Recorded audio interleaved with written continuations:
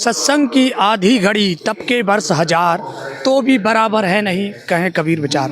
नमस्कार दर्शकों, मैं अंकुर यादव स्वागत करता हूं आपके अपने चैनल ऐसे न्यूज़ मध्य प्रदेश में। दर्शकों, आज हम विशेष सत्संग कवरेज को लेकर सागर जिला के गढ़ाकोटा में आए हुए हैं। आप हमारे पीछे देख सकते हैं, ये गढ़ाकोटा में स्थित सरदार वल्लभ भाई पटेल स्टेडियम जो है, यहाँ पर संत रामपाल जी महाराज जी के सानिध्य में एक दिवसीय 2 जिलों का, सागर और दमोह जिलों का जो है सम्मिलित जिला स्तरीय सत्संग का आयोजन यहाँ पर किया जा रहा है।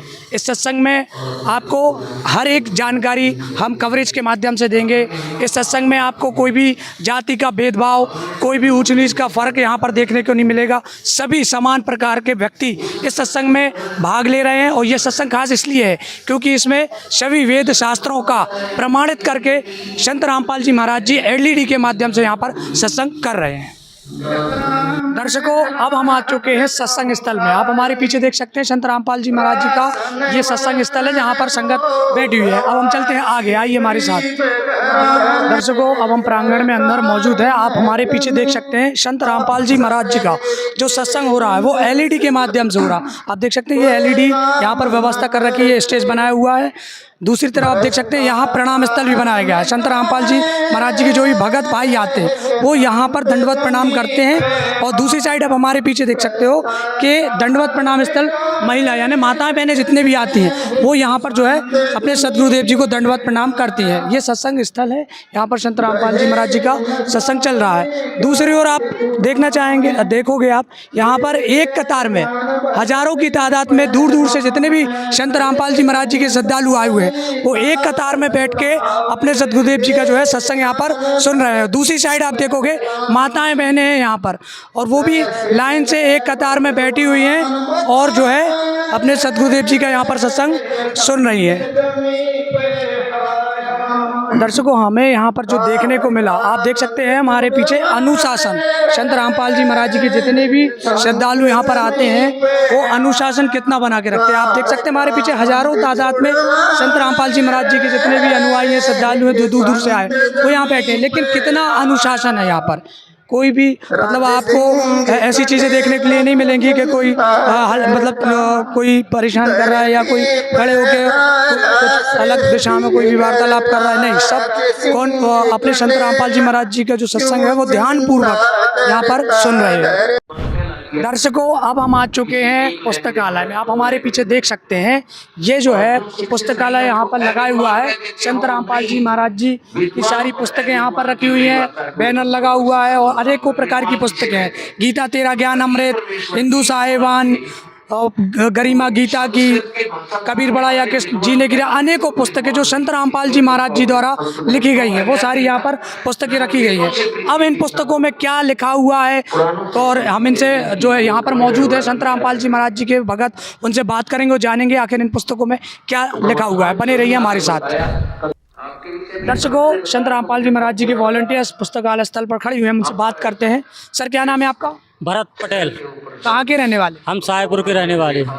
आप ये पुस्तकालय लगाए हुए हैं और ये पुस्तक हाथ में पकड़े हुए हैं, तो इन पुस्तकों में क्या ज्ञान लिखा है हमारे दर्शकों को बताइए। पुस्तकों में ज्ञान है हमारे, हम पूर्ण परमात्मा के शिष्य हैं सबसे पहली बात, और हमारे पूर्ण परमात्मा और पूर्ण गुरु की क्या पहचान है इसमें जानकारी दी गई है। हमारे गुरु जी कहते हैं सतगुरु के लक्षण कहूँ मदरे बेन विनोद, और 4 वेद 6 शास्त्र वो कहें 18 बोध। तो इन वेद पुराण गीता में हमारे संत रामपाल जी महाराज जी का मतलब पूरा प्रमाण है कि वो संत हैं और वो जो भक्ति देते हैं वो पूर्ण मतलब अपने वेदों से शास्त्रों से मिलती है। यदि आप और ज़्यादा कवरेज लेना चाहते हैं, हमारी यादगार में प्रदर्शनी लगी हुई है, आप वहाँ पे देख सकते हैं हर एक प्रमाण। यदि ब्रह्मा विष्णु महेश हैं, इनकी उत्पत्ति कैसे हुई, जन्म क्या है, ये सृष्टि की उत्पत्ति कैसे हुई और पूर्ण संत की पहचान, सारे बिल्कुल पूरा प्रमाण आपको हमारे वेद शास्त्र गीता जी से मिले हैं और उन्हीं की ये सारी पुस्तक बनाई गई है। पूरी वेद गीता शास्त्र, अलग से इसमें कोई ज्ञान नहीं है, अपने सदग्रंथों का ज्ञान है गीता वेद शास्त्रों का। और यदि कोई घर बैठ के इनकी जानकारी चाहता है, पुस्तक चाहता है या फिर अपने सोशल मीडिया के माध्यम से जानना चाहता है तो यूट्यूब चैनल पर सर्च करें संत रामपाल जी महाराज ऐप, उस पर आपको सारी जानकारी घर बैठे पुस्तकों की और जो भी परमात्मा ज्ञान देते हैं पूरी जानकारी आपको मिल जाएगी। हमारे साथ एक और वॉलेंटियर है यहाँ पर खड़ी हुई, उनसे भी हम बातचीत करते हैं। क्या नाम है आपका? जी सोनू पटेल।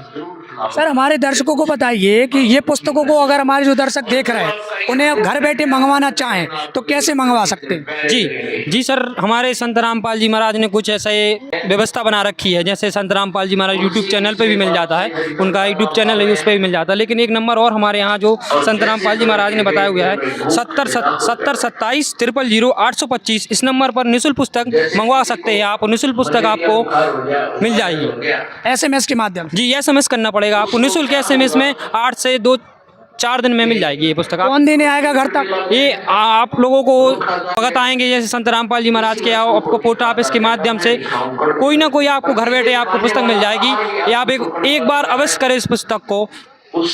इस पुस्तक को पढ़ने से पूर्ण मोक्ष की प्राप्ति और पूर्ण परमात्मा कौन है इस धरती पे, जैसे हम लोग परमात्मा हमारे गुरुजी संत रामपाल जी भगवान बताते हैं कि तीनों देवा कमल दलों से ब्रह्मा विष्णु महेश और प्रथम इनकी वंदना, फिर सुनो सतगुरु उपदेश।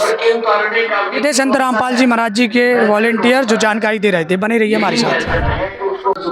दर्शकों, अब हम आ चुके हैं ग्रंथ सेवा। यहाँ पर जो है ग्रंथ सेवा मतलब जो हमारे जो वेद शास्त्रों को जो है पुस्तकें हैं, जैसे श्रीमद् देवी भागवत पुराण है ना, मार्कंडेय पुराण है, सूक्ष्म वेद है, आगे देखिए आप घट रामायण है, श्रीमद् भागवत गीता है, अनेकों प्रकार की जो पुस्तकें हैं जो कि सनातन धर्म से चली आ रही हैं, ये सारी पुस्तकें यहाँ पर हैं।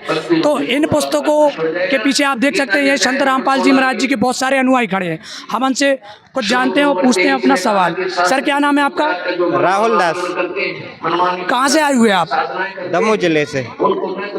हमारे दर्शकों को बताइए कि संत रामपाल जी महाराज जी बताते हैं कि तत्वदर्शी संत से नाम दीक्षा लेने से पूर्ण मोक्ष की प्राप्ति होती है। तो ये जो शास्त्र रखे हुए हैं इसमें इस बात का उल्लेख है कहीं पर?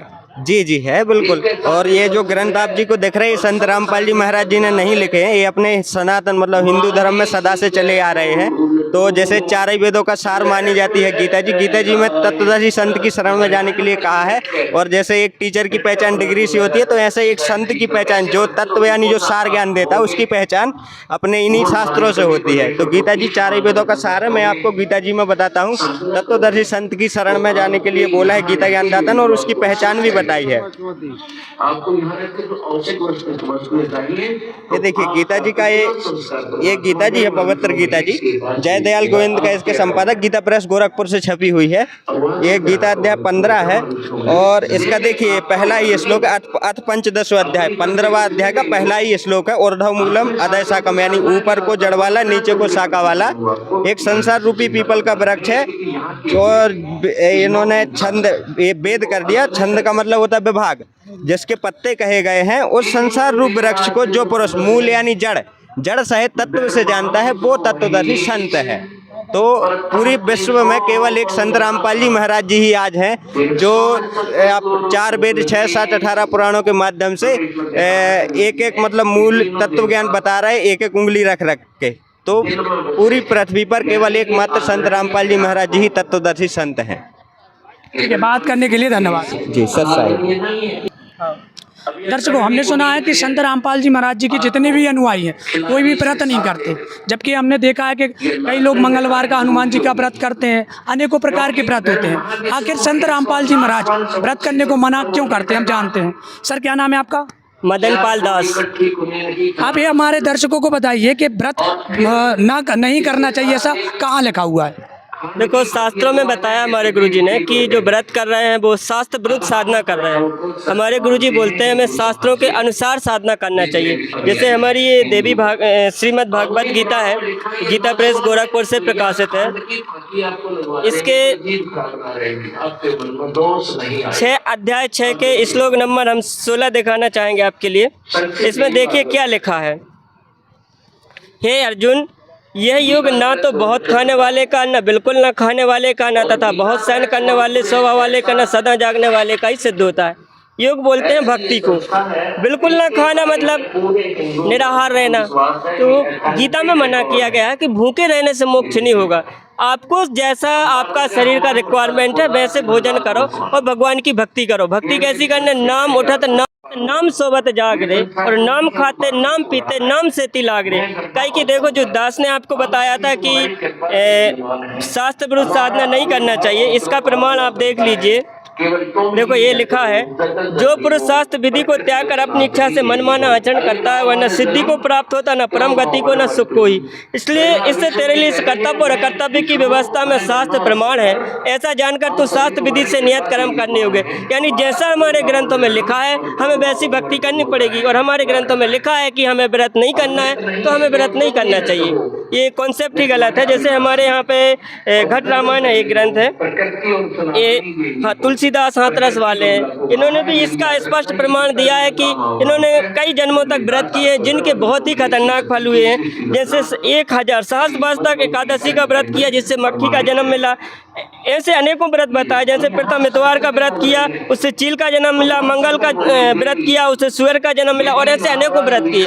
तो जब महर्षि लोमस ऋषि मना कर रहे हैं तो हम लोग कौन होते हैं? और हमारे गुरुजी तो जो शास्त्रों में लिखा है वो प्रमाण से बताते हैं, इसलिए हमारे लिए व्रत नहीं करना चाहिए।